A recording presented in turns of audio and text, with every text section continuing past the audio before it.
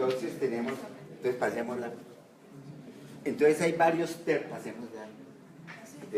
Hay varias nociones discutidas ampliamente en lo que se refiere a esos temas de complejidad, los conceptos de entropía, autorganización, cuarta ley de la termodinámica, energía, información, exergía, morfogénesis, constreñimientos y lógica de procesos, que todos esos conceptos aparecen entrelazados entre ellos cuando queremos especificar qué entendemos por las nociones de energía, autoorganización e información. Entonces adelantemos lo siguiente. Rápidamente, cuando hablamos de entropía, estamos hablando de un proceso espontáneo tendiente a una situación final de equilibrio, es decir, los gradientes energéticos se disipan y se pierden y se caracteriza por un aumento de la entropía interna del sistema. ¿Qué sería esto? La explosión, la disipación, la homogeneización de los componentes. Por lo tanto, ese sistema como tal pierde sus correlaciones con el medio ambiente o con los estados macroscópicos y microscópicos, se difunden, todo se pierde, ¿sí? Tenemos los componentes dispersos homogéneamente. Nos da esta imagen artística, la siguiente, la entropía, ¿no? El azar molecular, el desorden molecular, no hay formas, no hay autoorganización, no hay entidades evidentes. A su vez, nuestra insistencia en la segunda ley de la termodinámica por parte de la cultura científica ha sido en relación a la utilización de la energía.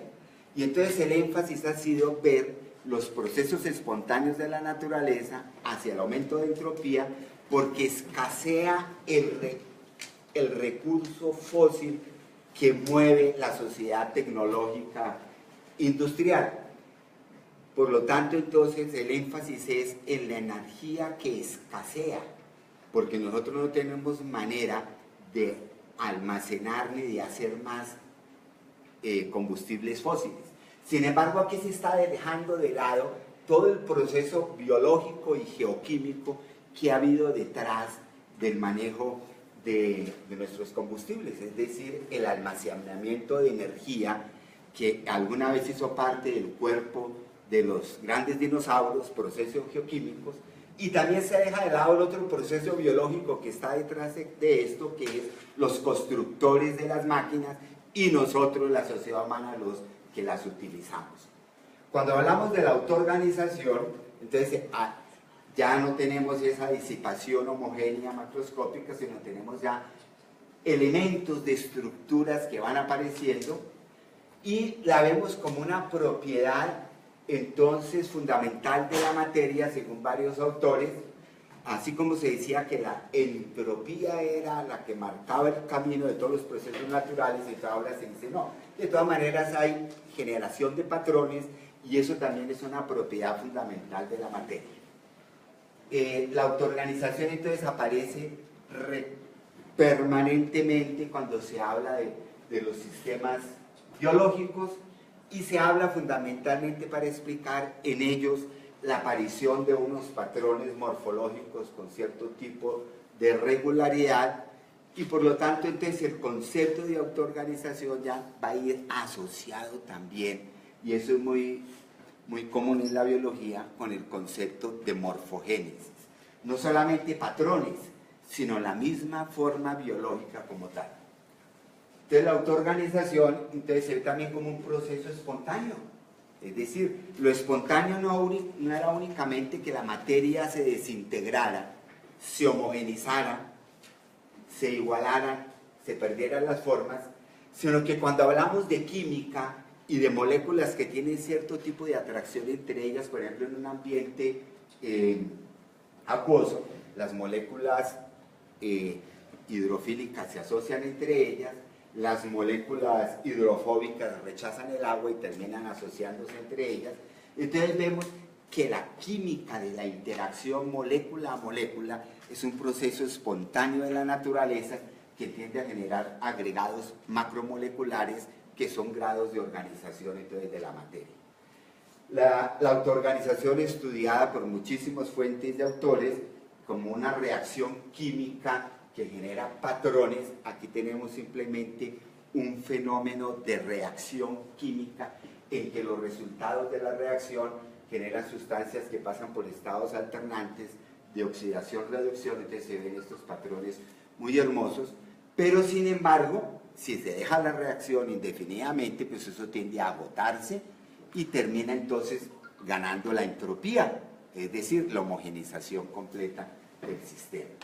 Estructuras entonces llamadas disipativas, que son estados estacionarios persistentes que pueden durar muchísimo tiempo, que absorben materiales, absorben energía, generan un patrón, por ejemplo, aquí en Júpiter, este ciclón de Júpiter que se ve como una mancha roja, estable, etcétera, en realidad es un tornado o un ciclón. Tenemos que Turing también habló sobre las bases químicas de la morfogénesis, y entonces siguiendo estas ideas, él vio que ya no estaba solamente en el ejemplo de la reacción anterior, donde se habla de la reacción química de unos componentes cuyos resultados alternan colores, sino además introducir el componente qué pasa si además esos componentes se van difundiendo. Y entonces logró mostrar que esos patrones de organización, de autoorganización, por ejemplo, en las manchas de estos animales, de los peces, por ejemplo, etcétera, se podían explicar por difusión de una sustancia responsable de la producción de un color y por la presencia de otra sustancia que inhibe esta reacción de coloración, y si se difunden a lo largo, por ejemplo, de una zona de mayor concentración a una de mayor difusión, y es el activador, o sea, que es responsable del color y el que lo inhibe, cuando se alcanzan los picos en la difusión, concentración activador, inhibidor, entonces no va a haber la coloración negra, sino va a haber entonces una raya. Es decir, patrones en la forma biológica se podían explicar, según Turing, este tipo de patrones por difusión de sustancias químicas y por reacción química entre ellas. Entonces la autoorganización se va a asociar, como decíamos, a la morfogénesis, pero también ya no es solamente únicamente el patrón. Ya la autoorganización adquiere una connotación en que va asociada también a la noción de emergencia, donde hay un orden espaciotemporal que surge, que emerge a partir de componentes, entre comillas, simples e interactuantes a nivel local. Es decir, en el sentido de que las moléculas son más simples, por ejemplo, que una protocélula. Entonces, en ese sentido, no quiere decir que las moléculas fueran simples. Es decir, emerge algo. Entonces, para explicar la emergencia, y es en el sentido en que Kaufman habla de que la autoorganización es gratis, porque es espontánea, simplemente se encontraron, interactuaron y surgió un patrón. Esto ocurre en la lejanía del equilibrio térmico, y entonces aquí ya podemos distinguir dos niveles. Tenemos algo que emerge, una entidad que va adquiriendo cohesión entre ella justamente por esas interacciones, y entonces podemos distinguir un entorno de una estructura y organización interna. Entonces se dice que la entropía disipada hacia el exterior es máxima, justamente porque paga el costo de la interacción a nivel de esos componentes, y la organización interna se podría asumir como un estado de baja entropía, en que el cambio es negativo. Es decir, comienza a aparecer una estructura, comienza a aparecer una forma, un patrón. Es decir, así como en el modelo de la entropía no había restricciones, todo se expandía homogéneamente por todos lados, ahora sí aparece una imposición de una restricción que pone un límite a la posición de los componentes, una restricción interna, una restricción a la difusión de los gradientes, que hace posible que haya no solo crecimiento, sino diferenciación y estructuración. Entonces el concepto de estructura disipativa de Prigogine, del estado estacionario que se mantiene por flujo de sustancias químicas y energía, pues aquí se visualizan de esta manera.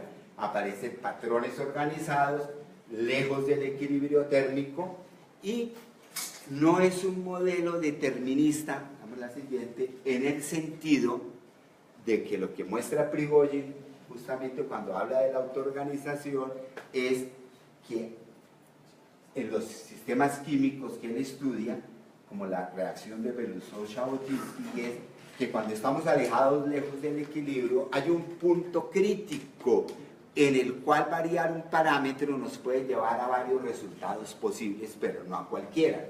Es decir, por ejemplo, en unas ocasiones, la concentración aquí en todos estos, el eje horizontal representa un reactivo químico que se va añadiendo a la reacción, y en el eje vertical la concentración de otro reactivo químico que aparece en la reacción, el que aparece, y se ve que en esos umbrales de bifurcación o aparece roto el umbral o aparece después de aquí o aquí. Es decir, hay otra sustancia química que se produce que a veces puede más arriba o más abajo, no en cualquier posición, porque el experimento fue repetido muchas veces por Prigogine y observaba que se comportaba inestablemente, como cuando nosotros hacemos el experimento de lanzar la moneda y la mitad de las veces nos tiende a caer par, la otra mitad de las veces decimos cuando el número de lanzamiento es muy alto cae sello.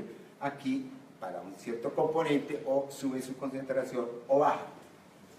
Es decir, Carlos Jergenson nos decía entonces que este concepto de organización es bienvenido a la ciencia porque le quita al pensamiento científico y a nuestra cultura ese concepto de que la materia es algo pasivo, inerte, muerte, y que por lo tanto, como no sabemos explicar de dónde vienen las fuerzas, se la ponen en un movimiento. No, la autoorganización es algo inherente a la actividad misma material, y para eso no requerimos de principios vitales ni nada. La noción de autoorganización en ese punto sería suficiente.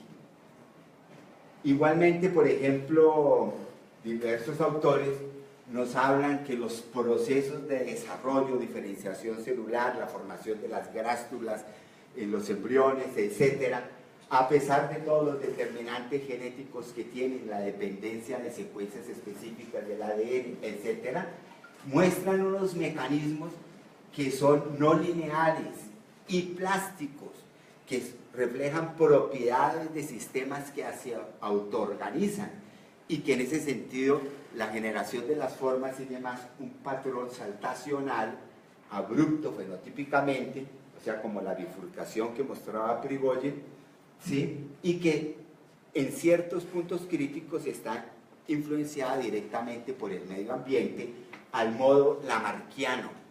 Es decir, se pierde ese gradualismo darwiniano y aquí entra a funcionar esa interacción con el medio.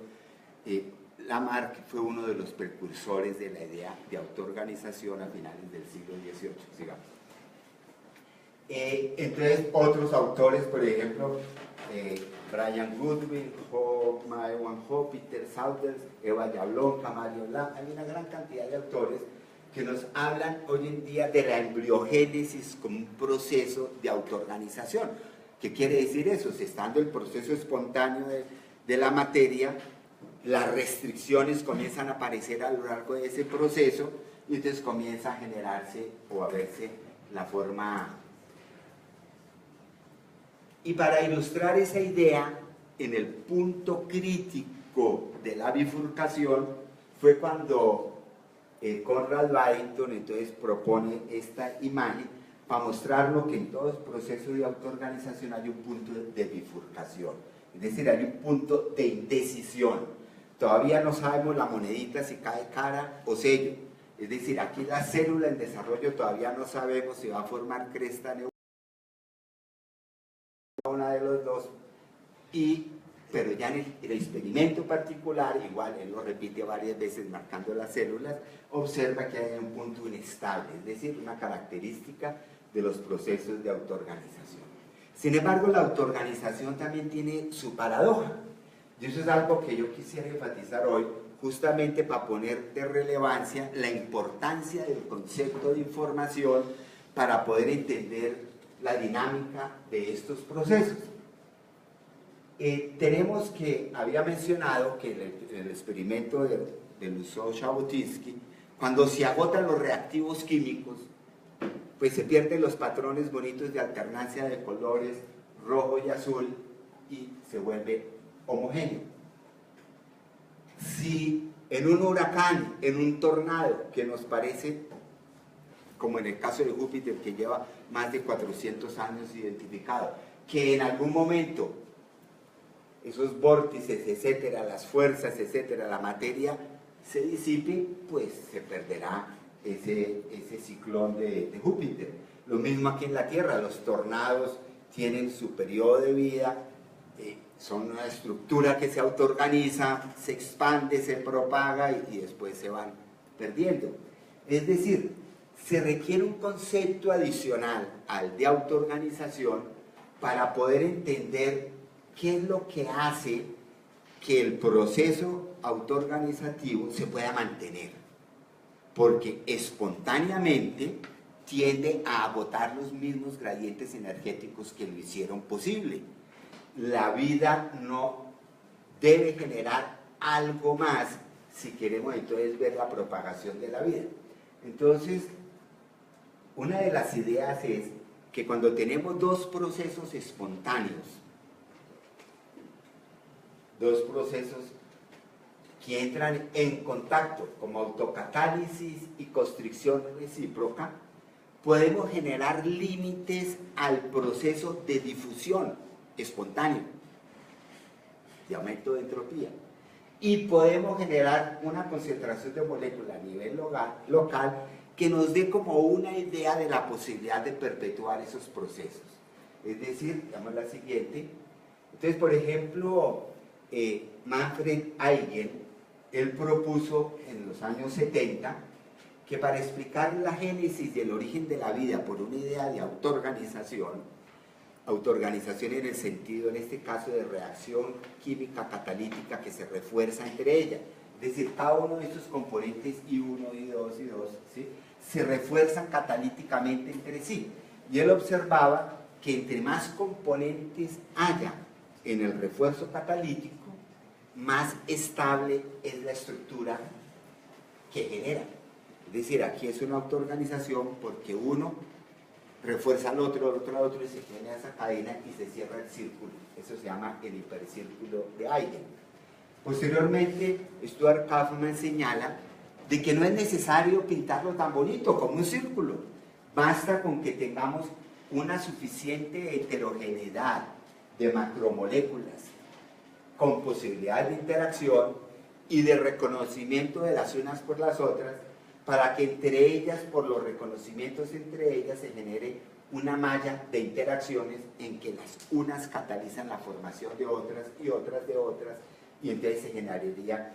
Sin embargo, en estos dos modelos, tanto el de Manfred Eigen como el de Kauffman, ellos mismos señalan el límite del modelo. El límite del modelo es que si no tenemos una membrana, algo que restrinja esa dinámica y la confine a un punto para que tenga mayores probabilidades de propagarse, pues entonces no tendríamos un símil del origen de la vida, sino un sistema que se autoorganice y después se pierde.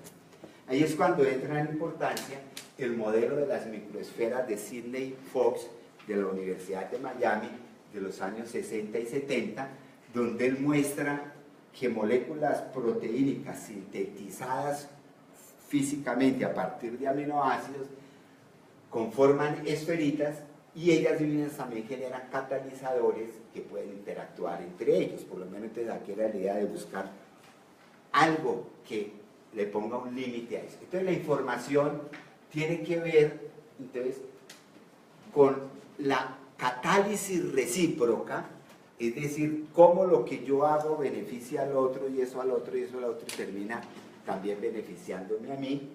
Es decir, que hay una reciprocidad de los procesos catalíticos y que haya un autoensamble de componentes producidos que permita encerrar los procesos de reacción catalítica para poderles mantener su dinamismo. Entonces, Albina, este es el modelo de Terence Dicol, donde él muestra que si tenemos los catalizadores, una pequeña red catalítica como se le imaginaba Kaufman, pero si además le añadimos el truco de que uno de esos componentes, el componente G, que se genera dentro de esa red, él se asocia con él mismo y genera una estructura de orden superior, esa estructura, ese poliedro G a la N, puede encerrar a los otros componentes y daría una estructura con posibilidades de superar el problema de la paradoja de la autoorganización, es decir, la posibilidad de propagarse. De hecho, este modelo está muy inspirado en un modelo biológico natural, que es el modelo de la replicación, por ejemplo, de los virus de Acanthomeba, donde de hecho hay una serie de componentes que interactúan entre ellos, etc. Y hay un ensamble en el mismo tipo de forma poliédrica, como él lo representa, y de hecho estos son unos virus tan estables que pueden reproducirse extracelularmente, pero dependen también de componentes suministrados por la célula que parasitan, que es la Acanthomeba, pero se los roba y los integra a su estructura, no es un virus que se reproduce extracelularmente. Sigamos. Bueno, el tema de la imposición de restricciones es justamente una de las cuestiones que yo discutía cuando escogí como modelo para hacer el antagonismo entre la noción de información en la física y en la biología, la idea de Maxwell de su famoso demonio que controla el paso de las moléculas que se mueven al azar, en este caso moléculas lentas con un vector pequeño, son las frías, y moléculas calientes, que son las que tienen el vector más largo. Es decir, ese modelo teórico, ya en el siglo XIX lo que nos estaba diciendo, vea, si yo quiero generar un patrón ordenado y no la difusión espontánea de las unas en las otras, yo tengo que, la idea de la restricción, controlar el paso. Controlando el paso por algún tipo de orden en que me permita que, por ejemplo, que eso fue lo que ya hizo este demonio aquí, a las lentas les permite el paso a la izquierda y a las rápidas se lo permite a la derecha, logró separar, logró aparentemente violar la segunda ley de la termodinámica. De hecho la violó, por eso es que es paradójico, pero hoy en día eso se ve de esta manera. En un sistema abierto, la paradoja de Maxwell cobra vigencia, deja de ser paradoja porque siempre hay entrada de energía, flujo de materiales, y entonces tendríamos que la posición espontánea es la de dispersarse, la entropía. La que va contra la corriente, es como meterlos en un embudo, es la de la formación del patrón. Entonces, Kaufman dice que se junten inicialmente puede no requerir trabajo, si hay una afinidad entre ellos. Pero el hecho de que persista esa forma, el hecho de que se mantenga cuando hay la tendencia entrópica a separarse, ahí sí entra un trabajo. Hay que hacer una acción, ¿sí?, para que los mantenga en ese estado. En la idealización de Maxwell, él había dicho que en su idealización de un modelo estaba que ese hipotético ser controlador de las restricciones tampoco ejercía como tal un trabajo físico, en realidad sí. Entonces ahora es importante esto del trabajo físico porque eso ya nos lleva al concepto de energía para entender toda esta relación entre estas nociones. Entonces, la información también se ve como la generación, preservación y propagación de las restricciones. La pérdida de las restricciones sería un momento de todo ese proceso por el aumento de entropía. La generación de las restricciones es la autoorganización y la preservación de las restricciones por la imposición de una serie de impedimentos, entonces sería la información propiamente tal. Pero los tres procesos se necesitan todo el tiempo.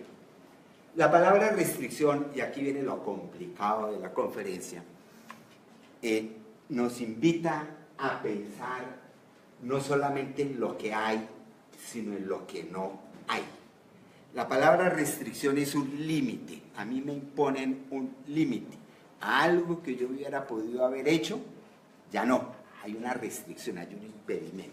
Esto es muy importante porque en biología, durante mucho tiempo se pensó que las restricciones eran como tales impedimentos al cambio y a la transformación.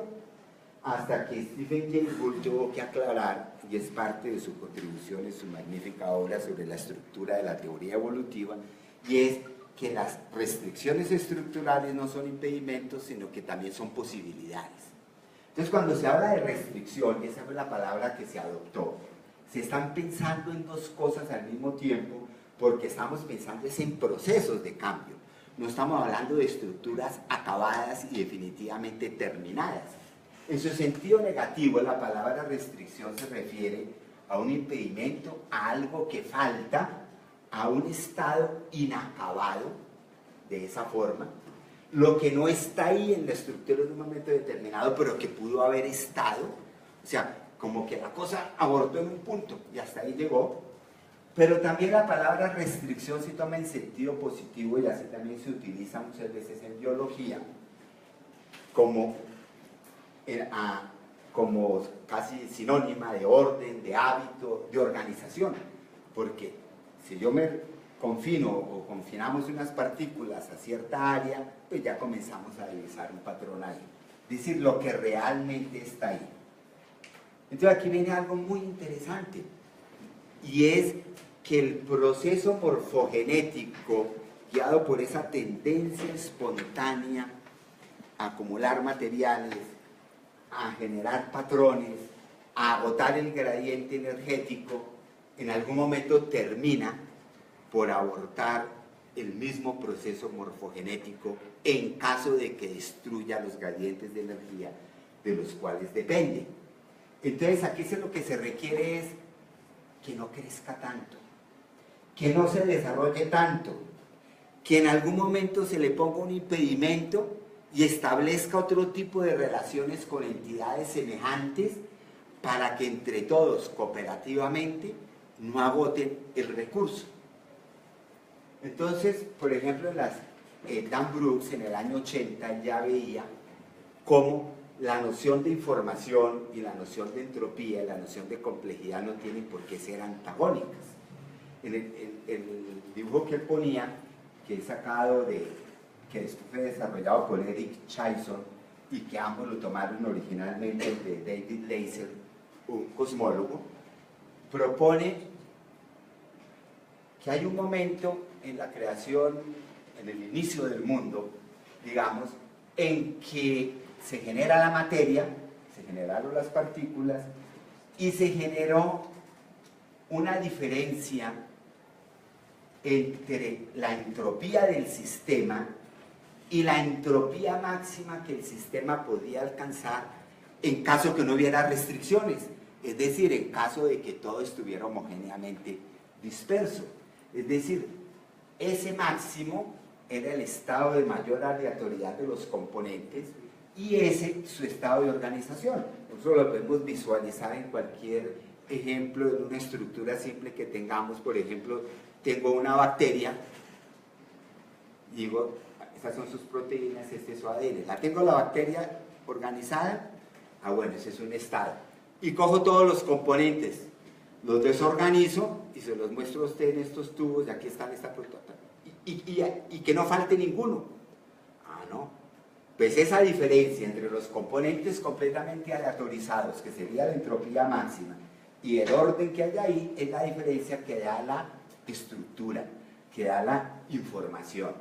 De tal manera entonces que en la evolución de los sistemas físicos y biológicos se da entonces un aumento de la capacidad máxima de desorden que el sistema pudiera presentar en caso que se aleatorizaran sus componentes, pero también un estado actual, el real, el que corresponde realmente a su estructuración, de tal manera que la diferencia, la entropía siempre está aumentando aquí, está aumentando el flujo de energía sobre el sistema y está aumentando también el orden, la información, la complejidad, ¿sí? Es decir, no tienen que verse como elementos o como opuestos. De tal manera que se propone que todo sistema pasa por 3 etapas. La etapa en que no hay restricciones, en que arranca, en que explota la autoorganización, el estado inmaduro, y el sistema irrumpe rápidamente. El estado maduro, donde ya hay interacciones entre los componentes y se comienza a definir un cierto tipo de patrón y de regularidad. Y por último, un punto en que ya el sistema no puede expandirse más, ni crecer, ni desarrollarse más, porque está preso de sus propias restricciones y llega a un estado de senescencia o caducidad. Sigamos. Entonces, esa es la misma que se presenta cuando se deriva esa ecuación anterior, aparece esta curva, y aquí ya nos muestra esto en términos de producción de entropía. Los sistemas que más entropía producen son los sistemas maduros y estables, para el mantenimiento de su estructura, pero cuando decaen, hay menos flujo de energía por el sistema y menos contribución del sistema al aumento de la entropía global, es decir, comienza a bajar la tasa. Entonces tenemos, curiosamente, que analizado el desarrollo en términos termodinámicos y de flujos de energía y de flujos de entropía, tenemos entonces las 3 fases características que les venía hablando. En la etapa juvenil no hay restricciones propiamente tal, cuando explota el sistema, cuando arranca. Es la autoorganización propiamente tal. En la etapa en que la información o el constreñimiento juega un papel positivo, es cuando el sistema se comienza a estabilizar y ya hay unas restricciones, y el cambio posible se va a dar respetando esas restricciones básicas iniciales. Y una senescencia cuando la estructura ya negativamente está constreñida, es decir, ya no soporta más cambio. Las restricciones no juegan el papel de impedimento, se ha estabilizado, ha perdido la flexibilidad. Sin embargo, esto que parece una descripción de un sistema físico tomado en general, pues riñe en cierto punto con la biología, porque por acción de la selección natural, lo que se seleccionan son sistemas todavía con suficiente capacidad de responder a los desafíos del medio. Y entonces se dice que los sistemas seleccionados por selección natural biológicos, si bien tienen la tendencia espontánea del aumento de la entropía y de la autoorganización a crecer desaforadamente y por lo tanto agotarse rápido, por selección natural mantienen su flexibilidad y se dice que mantienen entonces, se mantiene la vida entre un estado entre juvenil y maduro. Es decir, hay las posibilidades, o sea, se introduce la restricción aquí para que no todos avancen hacia lo que sería su destino puramente físico, digámoslo aquí, porque aquí entra en juego otro tipo de valores, el valor de la propagación de la vida misma y de la diversificación de la vida como tal. Entonces Salte, por ejemplo, nos decía que en el 2004 que la producción de entropía, que se decía que era algo que contribuía exclusivamente al equilibrio global del universo, se ve como algo negativo, pero visto desde la perspectiva de la segunda ley de la termodinámica, pero ya viéndolo en sistemas termodinámicos lejos del equilibrio, pues se convierte en un factor positivo. Es decir, la misma entropía permite que se dé la autoorganización lejos del equilibrio y hace que aparezcan seres que degradan el gradiente de energía más rápido, o sea, contribuyen también al aumento de entropía, pero generando estructura, generando restricciones internas. Entonces hay una paradoja inherente a estos conceptos, y yo entiendo muy bien los comentarios o preguntas que me hacían alrededor de mi libro, porque todos giran en torno a esa paradoja, es decir, la entropía crece o disminuye, la autoorganización está en contra de la entropía, sí o no. Ah, no, entonces estamos hablando de equilibrio o estamos hablando de lejanías del equilibrio. O sea, nos habla de que la lógica de la transformación de la energía y su utilización lleva inherente cierto tipo de paradoja que debe servirnos de base para la formación de principios lógicos naturalistas mucho más claros. Por ejemplo, en el año 71, Colin McClure, un gran termodinámico, dice, vea, el modelo de la entropía basado en la segunda ley y modelado y calculado al detalle por los físicos y termodinámicos para maximizar la eficiencia de las máquinas de vapor, no nos sirve para entenderla a los seres vivos.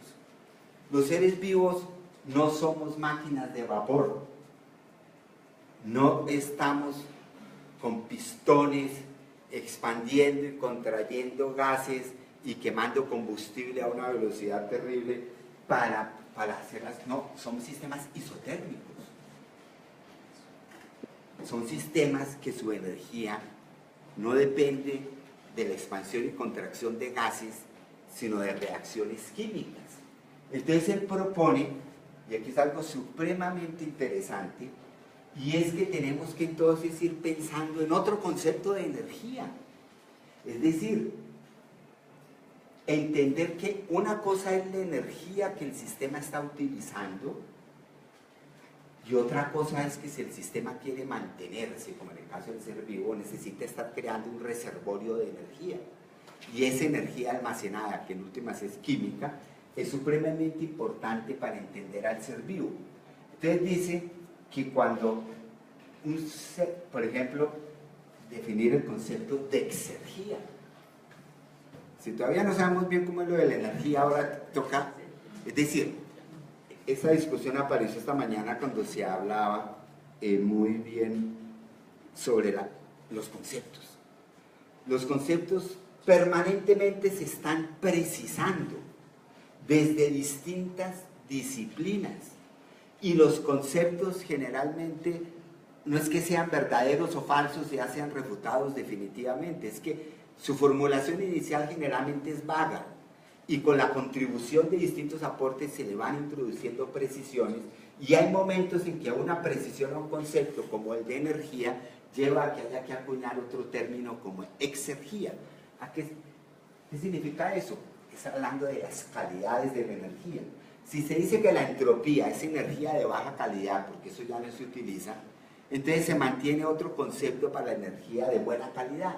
La energía almacenada y que puede ser movilizada y almacenada en un estado estacionario no clásico.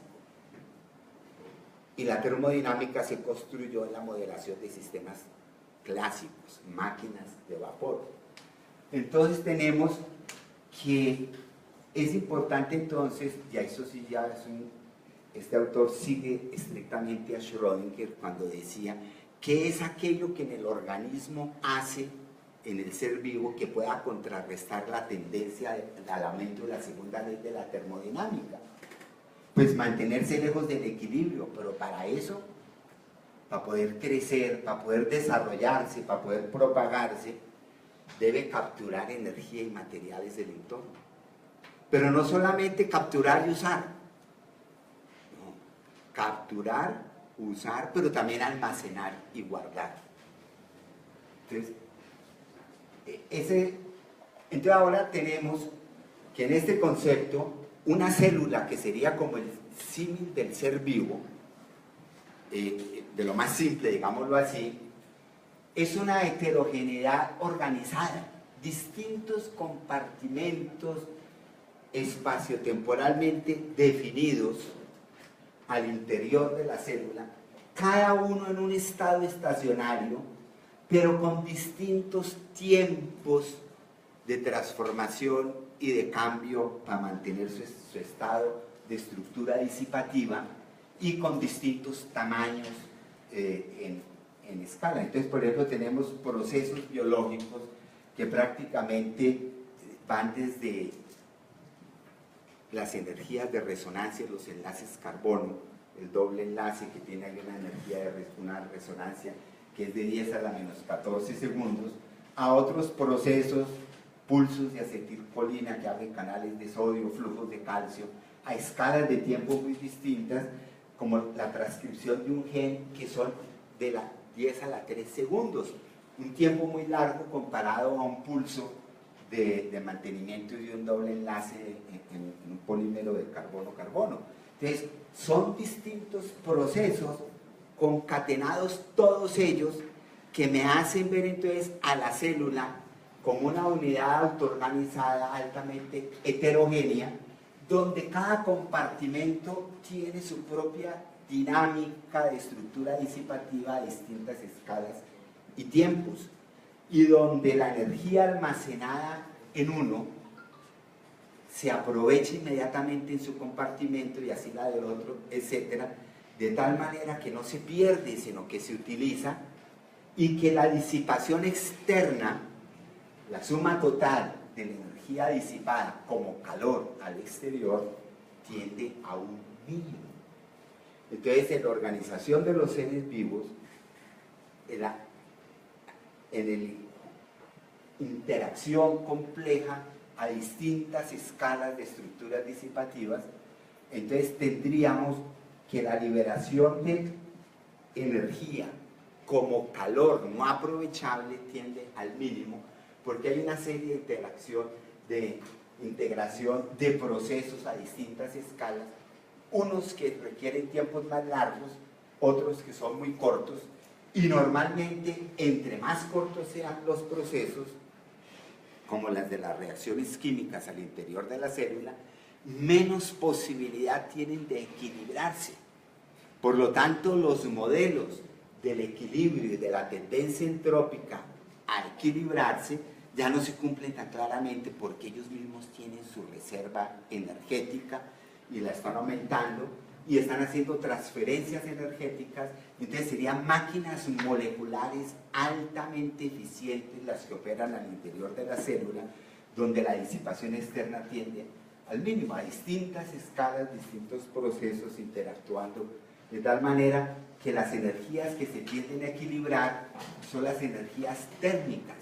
Pero antes de que se equilibren esas energías vibracionales y de rotación de moléculas, hay otras que permanecen y que son las que definen las transacciones del ser vivo como enlaces químicos, y ahí es donde se abre también el campo a la biocuántica, es decir, procesos cuánticos a escalas de tiempo todavía muchísimo más bajas que no tienen chance siquiera de equilibrarse en el proceso de vida de la célula, porque son tan cortos que se vuelven altamente eficientes.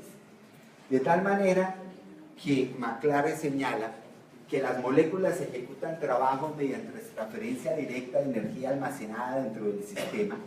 La energía en equilibrio térmico no puede ser convertida en energía almacenada. Eso sí ya es distinto. Es otra formulación de la segunda ley, vean. La segunda ley me dice que la energía calorífica ya no puede ser utilizada para ejecutar trabajo. Aquí dice, la energía que se perdió por calor ya no la puede almacenar el ser vivo. Va en la línea de la segunda ley, es otra manera de verla, pero está preservando ese valor de esa energía guardada que le permite al sistema mantenerse y propagarse. El caso más notorio de esta es, por ejemplo, la descripción reciente de cómo los fotones mantienen en estados de coherencia cuántica moléculas al interior de los receptores fotosintéticos de los organismos que hacen fotosíntesis, que hacen que este proceso sea 100% eficiente. Fue identificado en microorganismos que viven en fondos marinos donde la radiación solar que llega es mínima. Entonces nosotros pensamos siempre en términos de lo que nos falta, ¿sí? Que llega poquito sol, que la radiación del sol solamente le llega al 10% a la Tierra, sí, pero también hay que mirar en términos de lo que tenemos, es decir, la capacidad de aprovechar esa energía. Los sistemas vivientes aprovechan los fotones prácticamente al 100% de eficiencia. Ahí el concepto de entropía no entra. Tenemos flujos de energía, entropía, tenemos almacenamiento de la energía, es decir, la generación por organización de una estructura y que puede darme que entre más estructura se genere, más energía se invierte en generar la estructura. Mire la paradoja, entonces ya hay una paradoja, eso es lo interesante, pero al mismo tiempo más posibilidades de captar más energía y de integrarla al sistema. Entonces tendríamos que si nuestro modelo global de economía es el aumento de la segunda ley de la termodinámica y por lo tanto los demás procesos productivos van encarrilándose como subsidiarios de la gran transformación energética de la sociedad a quemar más combustible fósil, todo va contribuyendo a eso y aumentamos la entropía del sistema y nos autodestruimos. Es decir, la paradoja de la autoorganización llevada a la sociedad actual. Es decir, si no introducimos nuestros propios controles y restricciones, estamos abocados como los sistemas vivos, que si funcionaran únicamente con autoorganización y no con información, que es la que invierte esa lógica, entonces estamos abocados a la destrucción. Lo contrario sería esto: generar estructuras que todas en su acople aprovechan los desechos de los otros. La materia almacenada en el cuerpo de los organismos, a medida que se desintegra, es aprovechada al 100% por otros. De tal manera que la disipación externa, en el caso ideal, sea cero. De hecho, la NASA dice que en las exploraciones de radiación sobre la superficie terrestre en satelital han encontrado que donde los ecosistemas son más complejos, como la selva amazónica, por ejemplo, la radiación térmica emitida es mucho más baja que la de las grandes ciudades, por ejemplo. ¿Por qué? Pero ahí hay una gran cantidad de procesos permanentes de vida. ¿Y por qué la disipación externa de entropía es tan baja? Pues porque todo se aprovecha. Esa es la lógica de la naturaleza. Esa es la lógica de la autoorganización, pero dentro de una perspectiva informacional en que los sistemas se cooperan entre ellos y se integran entre ellos de distintas maneras, como decíamos en el caso de la célula, que es una actividad cooperativa de distintas subunidades, compartimentos, estructuras disipativas que van compartiendo todo. Y entonces el modelo ecosistémico sería entonces algo así como el modelo celular de disipación de entropía cero: máxima información, máxima capacidad de usar la energía, máxima capacidad de destruir gradientes de energía, pero al mismo tiempo crear unos nuevos. Más gradientes de energía se crean como nichos disponibles para otros seres vivos. Entonces, digamos, y ahí es donde entra la especulación que estoy tratando de justificar en lo que estoy trabajando ahora, que es el punto de que tiene que ver toda esta cuestión termodinámica con los sistemas cuánticos. Pues se dice que un sistema cuántico es un sistema en que todas las longitudes de onda, digámoslo así, sería la manera de hablar, se dan al mismo tiempo, pero el sistema es simple, porque actúan al unísono. Es un sistema que se dice cuya disipación de entropía es cero. Entonces, esa es la pista en la que estoy trabajando y que tendería a reforzar lo que el profesor Maldonado ha defendido últimamente, de que las sociedades son sistemas cuánticos, y yo le diría que sí son sistemas cuánticos siempre y cuando sea ideal, es decir, logremos reinvertir en todos los recursos y minimizar la producción de entropía a cero. Ahí es donde viene el concepto de cuarta ley de la termodinámica. A mí me ocurrió que me enviaron un artículo una vez para evaluar diciendo: profesor, necesitamos a alguien serio que rechace el artículo porque el investigador está hablando de la cuarta ley y nosotros solamente sabemos que hay 3 leyes. Y yo: no, señor, sí, también hay cuarta ley. Lo que pasa es que ha sido formulada desde la perspectiva de la biología y no de los ingenieros que hacen máquinas. Y va en torno al concepto de exergía. Aparte de lo que dice Jorgensen, por ejemplo, ya lo he dicho, y es que la energía que está disponible para el aprovechamiento, ejecutar trabajo, tiende a aprovecharse todo el tiempo, aumentando the growth of gradients, aumentando los gradientes. ¿Ve? esa visión negativa que todo se está destruyendo y se va a acabar, no. En la naturaleza se da también la creación de gradientes, entre más exergia haya, ¿sí? Exergia, ya no sé cómo se dice. Y la tendencia del proceso espontáneo de la naturaleza, cuando se mira a la naturaleza viviente como modelo, no a la locomotora, es, veamos la anterior, la gran esta, es el aumento de las estructuras más ordenadas. Eso es lo que tiende a ser seleccionado, es la expansión, es el aumento de complejidad, es la propagación de la organización. Odum también habla de la maximización de la energía incorporada o almacenada en una estructura determinada y la exergía como la que puede aprovechar realmente, la reinversión de todo esto en los ciclos de energía, y entonces los sistemas de máxima disipación, en que los sistemas se autopotencian ellos mismos, es el almacenamiento de energía de alta calidad, el uso de energía almacenada para incrementar la entrada de nueva energía, el reciclaje de materiales, los ciclos de retroalimentación que mantienen al sistema en consonancia con el medio, la apertura al intercambio de materiales y el trabajo cooperativo. Holling, por ejemplo, también habla de esto.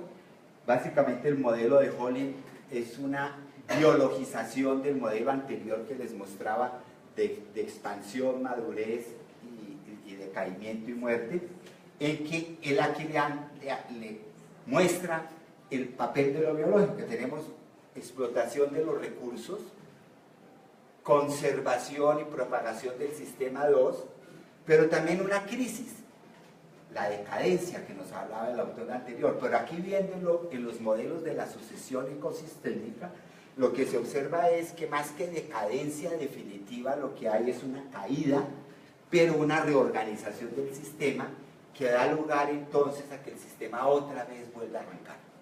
Es decir, los procesos de la naturaleza en ese sentido manejan una lógica en que ellos mismos no se suicidan. Y fuera de eso, el ciclo se repite indefinidamente, pero cada vez se potencia más, pasando de microorganismos a organismos eucarióticos, a organismos multicelulares y así a sistemas cada vez más complejos. Es decir, hay una tendencia espontánea de la naturaleza a aumentar la complejidad. Entonces no es que nuestro destino sea la muerte térmica como naturaleza, ¿no? También está la otra gran tendencia autoorganizativa permanente de la naturaleza a generar orden, pletórica de vida, etcétera, siempre y cuando logre superar la paradoja de la autoorganización. Es decir, el manejo de la información para invertir el proceso. En el trabajo anterior yo había mostrado que el sistema biológico se podía representar como un sistema de entradas y salidas de partes que se van coordinando, que eso es lo que se llama Information Gathering and Using System, o sea, sistemas usuarios y procesadores de información, donde, lo podemos, bueno, la anterior, mejor así, donde el sistema siempre estará bien adaptado al medio ambiente si logra en sus interacciones disminuir al máximo su incertidumbre, la H, entropía de Shannon, su incertidumbre, su ignorancia, con el mínimo de inversión en ajustes estructurales. Es decir, la adaptación biológica viene de que ese tipo de interacción del organismo con el medio se hace de tal manera que en cada interacción disminuye al máximo la incertidumbre y se acomoda con el mínimo esfuerzo. Y esos son los sistemas que dejan un W como saldo positivo, es decir, capacidad de hacer trabajo, dirigirlo y orientarlo y propagar la organización hacia nuevas formas de vida. Es decir, aquí por ejemplo Kaufman se refiere a esto y es diciendo que con la idea de autoorganización y de información que le sigue, que sería la propagación de lo organizado, cambian nuestros conceptos y nuestras teorías clásicas. La teoría de la selección natural históricamente va a quedar como una gran teoría, pero ya deja de ser el concepto central de la biología. Porque nos abrimos, esta es otra formulación de la cuarta ley, ya está la de Jorgensen, la de Odum, la de Van Hoff, la de McLaren, está la de Kaufman, y Kaufman dice es como abrir puertas de posibilidades cada vez más grandes. Esa es la tendencia, es inexorable que se abren las posibilidades. Lo que es indeterminado es cuáles son los sistemas de mayor complejidad que van apareciendo. Hay muchísimas maneras de generar sistemas de mayor complejidad. Eso es impredecible, eso es azaroso, eso tiene contingencia, pero que la tendencia va para allá, eso no lo podemos negar. Pero igual nos aclara los conceptos de materia, de energía, de información, todavía son problemáticos, digamos. La información entonces, decía, invierte la lógica de la autoorganización, porque los organismos, cuando se ve ya en funcionamiento en la vida como tal, mediante el procesamiento permanente de información, reorganizan sus dinámicas internas y relaciones con el entorno, todo el tiempo. De tal manera que actualizar la información, o sea, ponerse al día a las señales de cada momento informativas que le llegan al sistema, le permite contrarrestar y compensar el agotamiento de los gradientes necesarios para mantener la dinámica organizacional y la capacidad de responder. Entonces aquí ya entramos a la parte final, que es, bueno, todo esto nos está hablando de procesos de la naturaleza. La información es una manera de entender. Entonces, nosotros tenemos una perversión con el término información, y es que únicamente pensamos en la información cuando hablamos de los registros digitales de la misma. Entonces tenemos un archivo, tenemos un libro, eso es información. No, porque hubo un proceso de inversión de energía, de gasto, etcétera, en crearlo. Y eso no se creó simplemente al azar, sino en respuesta a una serie de coyunturas y circunstancias, etcétera. Y entonces lo que tenemos es que la teoría de Shannon nos habla de los componentes de los sistemas y las probabilidades de que se emitan señales interesantes, pero para un sistema organizado. Entonces la recepción efectiva de señales es importante cuando se habla de información, de la semántica. ¿Qué significa la señal? Señal es una perturbación física que afecta a otro, ¿sí? Y del contenido, ¿qué en ese contexto, ¿eso qué? Pero sobre todo el tercero, el automantenimiento y la propagación de la información, nos habla entonces de la posibilidad de mantener esa adaptación en un contexto ambiental dado, algo que estaba latente con la idea de adaptación de Darwin, y que es lo que se llama la dimensión pragmática de la información o su valor de uso. Entonces, con la información tenemos, si el mundo es dinámico, tenemos que mirar dos cosas, lo que no hay y lo que hay. ¿Cómo así? Otra vez la restricción. Lo actual, lo que tenemos en este momento es algo incompleto.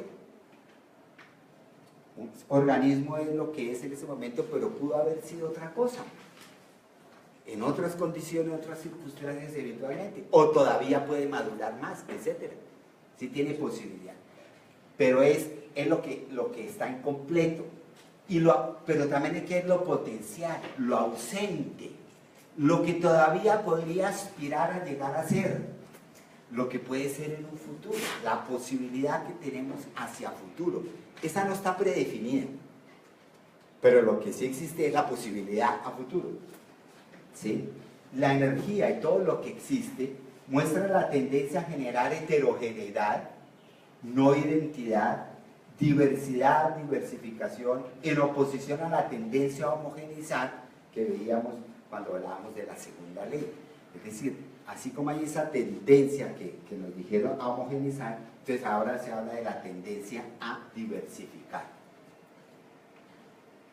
La perspectiva entonces de la ciencia, desde la perspectiva del sistema mismo que utiliza la información, o sea, internalista, exige una lógica que no es la lógica proposicional, la lógica de relaciones cambiantes, que permitan inferir patrones de desarrollo y de evolución basados en esa dualidad profunda que existe en la física, en la estructura de la materia, la dualidad de la partícula, la materia organizada, la materia o la vida, etcétera, que Escher expresó en este grabado, porque quería comunicar esa dualidad en que nos movemos. ¿A qué le damos prioridad? a las partículas o a la vida que emerge ahí con su capacidad de percibirse, de interactuar y en este caso de amar, ¿sí? Pero que parece como un epifenómeno accidental, y ambas nos están reflejando aspectos fundamentales de la realidad: las partículas, la entropía, y la vida, esa información y esa afinidad que mantiene entonces los procesos autorgánicos. Entonces, para terminar, no existe la ley de identidad cuando analizamos procesos. Lo que llamamos una misma entidad en un tiempo T puede ser algo distinto en un tiempo T. Los organismos tienden a persistir, pero en su persistencia van cambiando, ¿sí? El principio de contradicción condicional: A y no A pueden coexistir. Pero, ¿cómo así? Cuando A es actual, cuando A se da, no A, su contrario, existe como potencia, como posibilidad. Es decir, existe la posibilidad de generar orden, pero entonces existe lo contrario, existe el horizonte del desorden. Existe la energía utilizable, entonces existe la energía de baja calidad, la entropía. O sea, siempre hay el otro, el medio incluido. Aquí esto no se refiere a proposiciones. Siempre hay estados de máxima contradicción entre A y no A, entre lo que está medianamente hecho, que sea el ser vivo en proceso de desarrollo, y lo que le falta, ¿sí? O sea, lo que está y las posibilidades que adquiere una vez tiene lo que tiene, o el estado que alcanzó. Entonces veamos, eso es como ver los trasfondos y los cambios de fondo. Si blanco, vemos aquí un tipo de... ¿sí? A veces solamente vemos los blancos, a veces vemos los negros. Es decir, cuando hay una entidad también hay que ver lo que no estamos viendo, o sea, las posibilidades que tiene y el tipo de relaciones que hacen que esa entidad que vemos sea lo que es.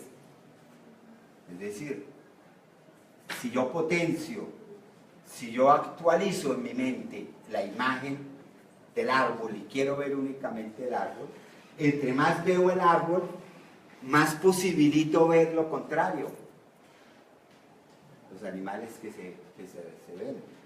Y entre más me concentre en los animales, y esa sea mi imagen, que digo, esos son los animales enfrentados, más potencio la imagen del árbol. O sea, eso es lo que quiere decir potencia y acto, la posibilidad que tiene el uno y el otro. Nosotros actuamos con lo que vemos, pero el fondo no lo vemos. Esto nos lleva entonces a que los operadores lógicos no son solamente la disyunción darwiniana, o sea, la disyunción, es decir, una cadena de implicaciones, potencia y acto, posibilidades, realizaciones y nuevas potencialidades que se van satisfaciendo parcialmente, sino también el operador de conjunción, unir. Entonces, el de Darwin fue la dispersión, y está bien, pero no es el único. Minkowski ya decía que los sistemas que se bifurcan también tienen posibilidades de fusionarse.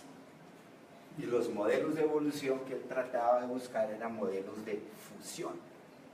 Pues hoy en día estamos ante la lógica de la transformación y de las actualizaciones y potenciaciones secuenciales y alternativas de las formas de la naturaleza, son diversificarse, pero también integrarse.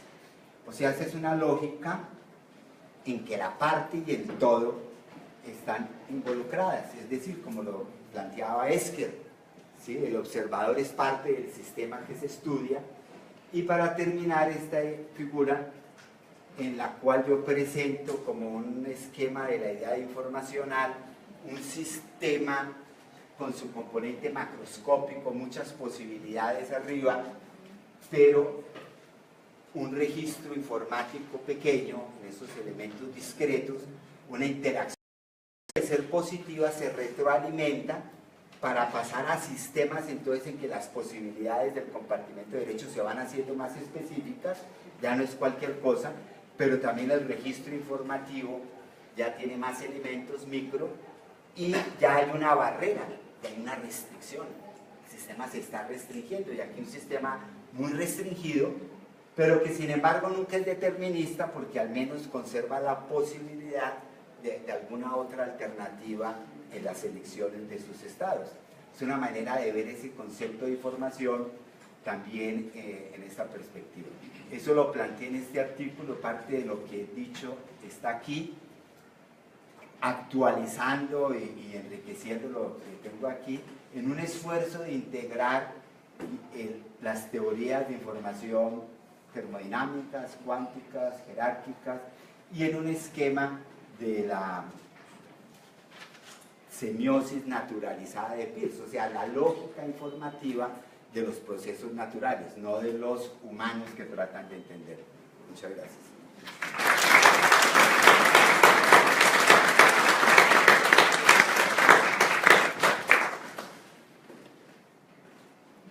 Sí, Jorge.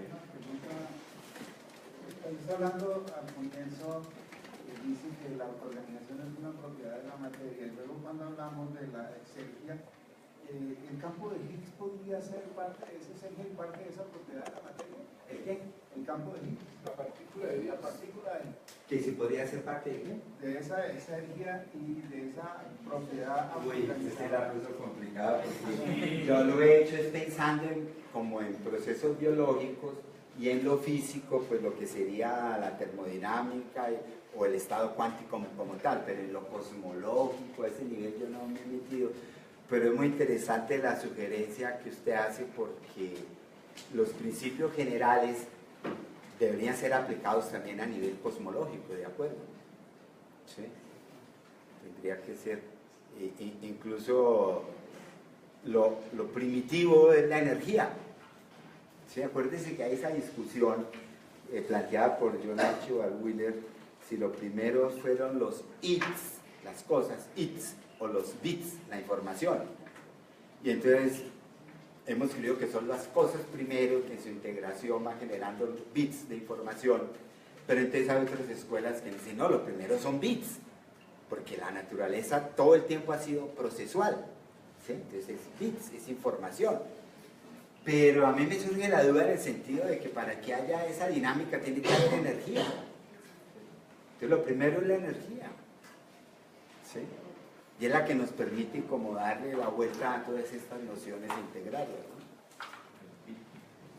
Tengo una pregunta. Sí. Usted dice que los sistemas seleccionan los organismos que consumen menos energía, ¿cierto?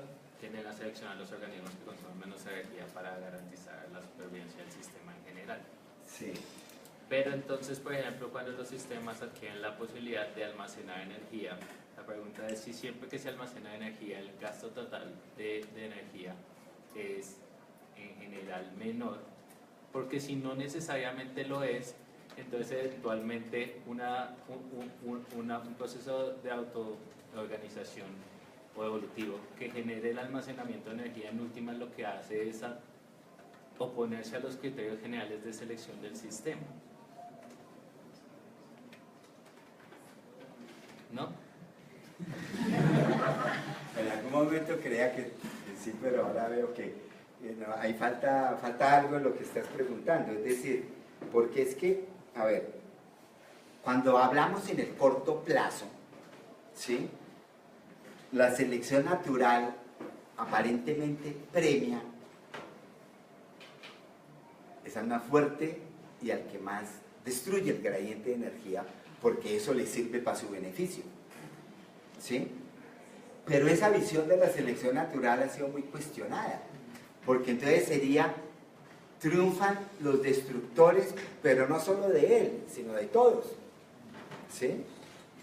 Hoy en día lo que se dice en la visión revisada de esos conceptos de Odum, Jorgensen, Kaufman, Ulanovich, es una playa de autores hoy en día muy dinámico en este tema, donde dice, no, la selección natural lo que favorece no es el sistema que más gradientes destruye, sino el que los utiliza más adecuadamente, es decir, para generar estructura interna y disipando menos hacia el exterior. Ese tiene más probabilidades de propagarse, ¿sí? Lo que pasa es que como efecto colateral, ese almacenamiento de energía ya no solamente le sirve a él. Es decir, uno se muere antes de quemar toda la grasa que tiene, digámoslo en esos términos. Las células mueren antes de agotar todas sus reservas de azúcar y de almidón, ¿sí? Pero esas quedan como gradiente energético nuevo, fresco, para los saprófitos y los que llegan. Entonces el sistema, el ecosistema da cuenta de todo eso. Entonces ya no es solamente el beneficio inmediato, sino el nicho posible que crea para otro que eventualmente pueda llegar ahí. Entonces por eso es que esa es como la visión positiva de la segunda ley de la termodinámica. En últimas no hay cuarta ley. La cuarta ley es la segunda, pero explicada desde la perspectiva biológica, ¿sí? O sería una modificación de la segunda, pero yo creo que es mejor ponerla como cuarta porque realza el aporte de la biología celular en el caso de McLaren y el aporte de la termodinámica ecosistema en el caso de Odum, Hollen y todos ellos, para resaltar ese aporte desde la biología para enriquecer y desarrollar estas nociones de autoorganización de información, ¿no? Sí, no, es que esa cuestión me parece interesante por lo que le menciono, porque es que de alguna manera, por ejemplo, que un organismo pueda generar una adaptación que permite el almacenamiento de energía, de alguna manera le está haciendo trampa al sistema. Precisamente porque puede aprovechar energía de manera que otros organismos que no lo han desarrollado no puedan. Lo que usted menciona me parece interesante en el sentido de eso funcionaría a nivel de sistema siempre y cuando, por ejemplo, esa energía que se almacena pueda eventualmente ser utilizada. Claro. Entonces, claro, el truco ahí o lo importante sería que todavía exista una diversidad lo suficientemente alta como para que esos organismos que no han desarrollado almacenamiento de energía puedan eventualmente aprovechar los que sí lo han hecho al momento en que... Es decir, la tendencia sería justamente lo que señalas al final: aumentar la diversidad. Entre más biodiverso sea un ecosistema, más sustentable es. Y va en conformidad con la segunda ley, porque destruye gradientes de energía, pero crea nuevos. Y la disipación hacia afuera cada vez tiende a minimizarse. Pero nosotros, como desarrollamos la termodinámica es con los ojos de la revolución industrial, entonces no vemos eso, sino veo lo que se nos está agotando y lo que se nos está acabando, el petróleo, por eso nos matamos. En vez de potenciar las fuerzas de la misma naturaleza que captan energía y la transforman. ¿Sí? Una vez un estudiante me preguntaba, pero profe, igual va a aumentar la entropía al final. O sea, que vivamos, que la Tierra viva 200 años más con humanidad, o que el señor Trump haga así, igual va a aumentar la entropía. Segunda ley, se cumplió todo. Lo que dice la cuarta ley de la termodinámica es que no, porque la tendencia de la naturaleza es a que esos procesos explosivos de aumento inmediato de la entropía son los que la naturaleza tiende a evitar. La naturaleza prefiere toda una cadena de transformaciones y de procesos para consumir la misma energía, pero generando orden, generando posibilidades de vida, autopotenciándose ella misma, etc. Por eso es que la idea también filosófica del acto y potencia entra ahí, porque entre más se manifiesta la diversidad, más se potencian posibilidades. Entre más hay, más nos falta, porque hay más posibilidades que se abren, ¿sí? O sea, el vaso de agua estaba medio lleno, no estaba medio vacío, ¿sí? Y estamos al borde de la destrucción, pero también estamos al borde de un potencial que la humanidad nunca ha tenido tan a la mano como es ahora, ¿no? Pero lo uno va con lo otro, ahí está la contradicción, ¿no?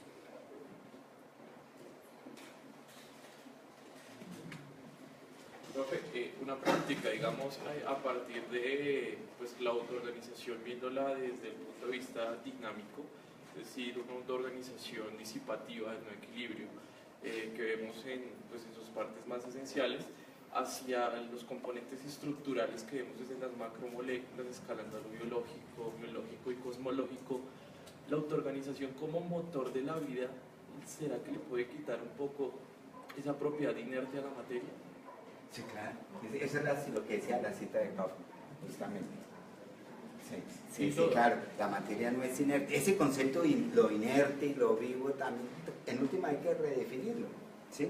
Obviamente que autoorganización sola no es suficiente, se requiere esa introducción de restricciones, porque entre más restricciones se impongan, más posibilidades hay para el almacenamiento y la posibilidad de reciclar el uso de la energía. Es decir, Pero digamos, organismos como los que viven en las fumarolas, que son de unas características quimiosintéticas. El hecho de que la naturaleza mantenga pues estos organismos primitivos es especialmente para esa función, ¿no? Como mantener esa diversidad biológica y posibilidad de vida. Sí, es eso, porque es que cuando se dice que la biosfera, según esta visión, tiende a formar sistemas más complejos, no está diciendo que destruya los anteriores. Los anteriores siguen siendo justamente la base para los más complejos que están por aparecer. Entonces sí, esos arqueobacterias, virus, todas esas cosas, hacen parte de esa ecología de la biosfera que no está suficientemente explorada, pero son compañeros nuestros de viaje, también los virus y las bacterias, ¿no? Eso es querer tener un mundo aséptico, como nos dicen los médicos, ¿no? Pues es destruir las bases fundamentales de la biosfera, ¿no?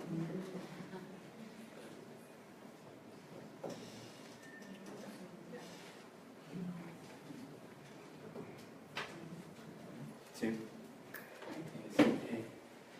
Pero si nosotros tenemos la restricción como una regla, ¿eso cómo comparece ante esa visión de que la vida es todo aquello que no tiene reglas?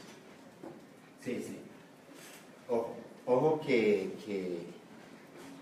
la vida es un sistema ordenado y no caótico. Está cerca del caos. Los teóricos del Instituto Santa Fe dicen que la vida está en el borde del caos, pero no está en el caos. O sea, el sistema vivo es un sistema ordenado. Hay ciertas reglas, pero no es un sistema determinista, porque es un sistema que depende tanto de perturbaciones microscópicas como de perturbaciones macroscópicas y sobre todo de la manera como él reacciona ante las perturbaciones microscópicas y ante las perturbaciones del entorno. Entonces no es un sistema determinista, pero sí es un sistema altamente ordenado, ¿no? Entre otras cosas, esa pregunta es importante porque quien inicia esta discusión sobre la información y la termodinámica en los sistemas biológicos es el físico Erwin Schrödinger, en qué es la vida. Y él dice que el orden macroscópico de la vida, esa es la tesis de él, se debe al orden microscópico. O sea que sí hay una base de orden de todas maneras.